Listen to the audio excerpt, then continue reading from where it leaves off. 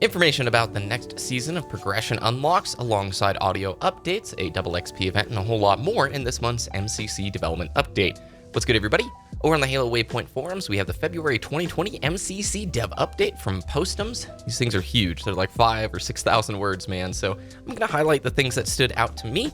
If you want to know everything, definitely check the link in the description below, because it would take about 30 minutes to get through this whole thing. First of all, we get to see a tease of the new MCC main menu background art, which will be coming soon for the Xbox One and PC. I hope there's a wallpaper option, because that art is gorgeous, man.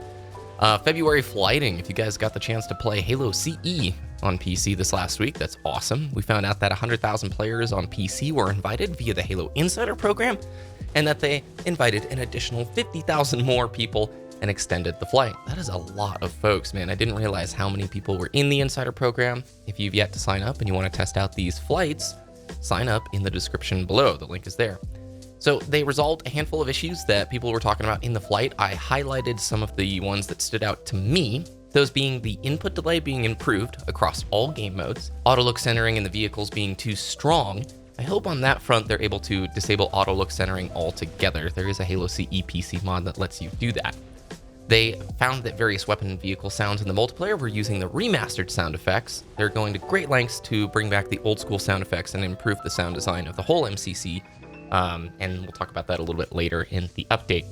The respawn beep sound effects have a lower pitch compared to Legacy. That is a very fine detail, but one that I think players will notice. And then finally, while using mouse and keyboard, any action that's not rebound to vehicle function 1 or the mouse click 2 is not usable. We talked about that in last week's video.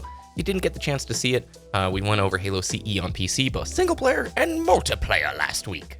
Then we got some information about how the team gathers feedback, some really cool word picture things, and then they send a survey out to select people in the flight to get a sense of, was it fun? Was this a good use of your time? And overall, it seems like people were pretty stoked on this recent flight. Next, we hear from Max Slagor, 343 Industries Design Director for MCC, to talk about upcoming stuff. And the first one here is the Halo MCC season update. I'm going to quote here.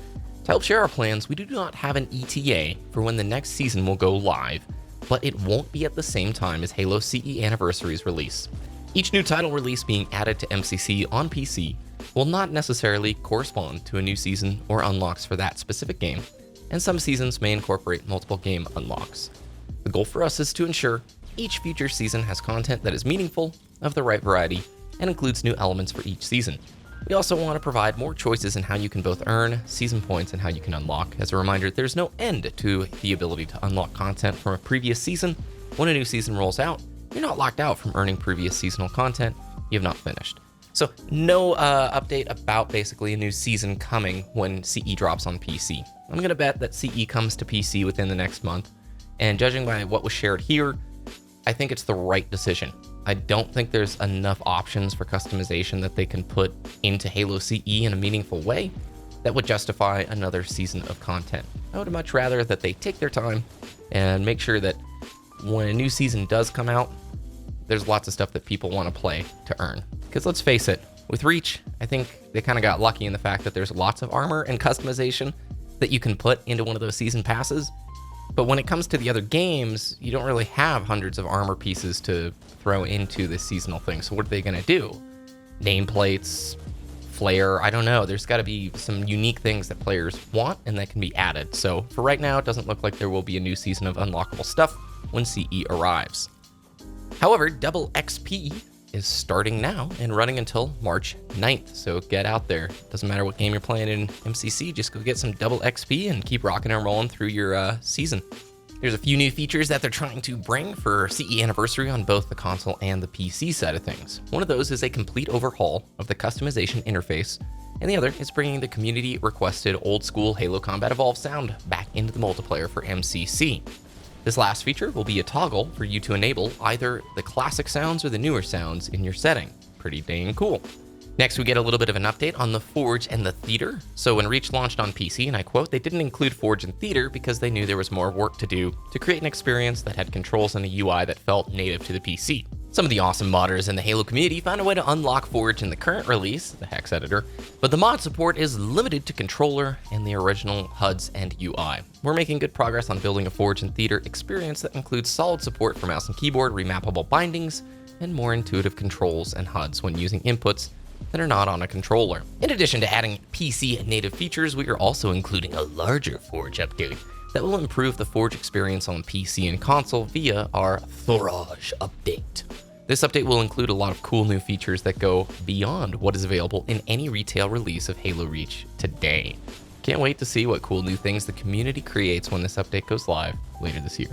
So that's cool and it's kind of exciting. I really hope that Theater gets here sooner rather than later, because let's face it, we're here in March. I don't doubt the scale of this project and how tough it must be to work on this. I don't doubt anybody's not grinding away as hard as they possibly can, but just from a timeline perspective, Forge and Theater are really cool features of Reach, and I would love to see them here sooner rather than later. But that's cool. There's going to be the updated Thorage thingy, so maybe newish Forge items, or who knows, man.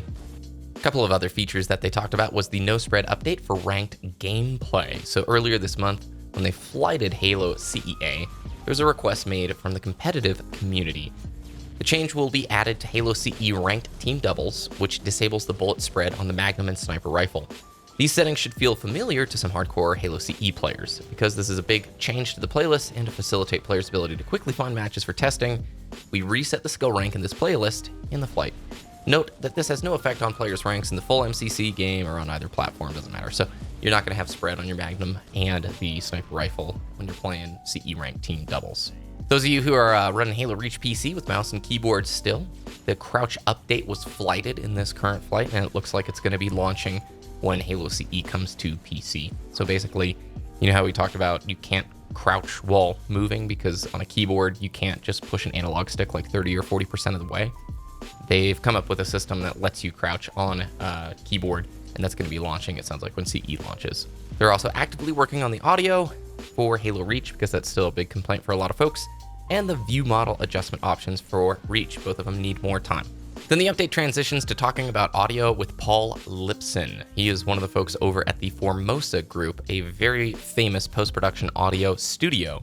Paul Lipson actually used to be the senior audio director publishing at 343 Industries before being at the Formosa Group. Basically, we get to learn what a challenge it is to bring back the old school Halo CE audio, but that these guys are working on all the audio within MCC, talking about the challenges that each title presents and trying to bring to fans the best audio experience possible. It's a really cool interview, and it's got some great shots of these really rad recording studios, so it's worth checking out if you want. Link is in the description below. And finally, wrapping up the update, we get some information about what's actively in development, what's in design, and what's in the backlog, and I'm going to read through all of these. So message of the day coming to PC that was flighted, a server ping list for PC that was flighted. Push to talk is an option that was flighted, as well as support for controllers, stability improvements and bug fixes, and zoom improvements all have been flighted, which means they're probably coming in the next big update. Continuing in development is the progression system improvements, including challenges, UI improvements around navigation, roster customization, and many more areas of the game, text chat improvements, and double keybinds. Currently in design iteration, additional mod support, additional video settings and options, and an in-game FPS cap for adjustments. Finally, in the backlog currently, input-based matchmaking, regional server selection, crossplay, Steam account linking, VFR improvements, idle system improvements, customization improvements, better ways to report players, bringing PC features to console like the FOV slider, additional accessibility support, and the custom games browser. One area that there still isn't any updates at this time is aim assist changes. So in summary, it's a huge project, man. I will say, I was hoping that after Anaheim, we would maybe have a bit more detailed conversation about input-based matchmaking or aim assist changes, but I have no doubt that we will be hearing more about that in the March update as things look to be nearing their final stages for Halo CE coming to PC. Overall, the scope and scale of MCC is pretty massive. I'm excited for Halo CE coming to PC, you guys know that. However, I'm nervous because the people who play Halo CE on PC have grown accustomed to a unique experience, one that's been on PC for the last 15-20 years, right? I'm going to link in the description below a video from Kava Woovi talking about the differences between Halo PC and Halo CE Anniversary. I think it's a really great video that highlights some of the big differences between the folks who've continued to play Halo CE on PC all of these years and what was given in Halo CE Anniversary. It's a great video that's pretty balanced, talking about, hey, there's some things in CE Anniversary that are rad and are improvements, but there's also a lot of things from Halo CE PC that probably should be included in that release. I highly recommend anybody take a look at it to get a good sense of what's going on between the two. And with that, we come to the end of yet another giant update. Big thanks to the folks who put in the effort to write these 5,000, 6,000 word behemoths.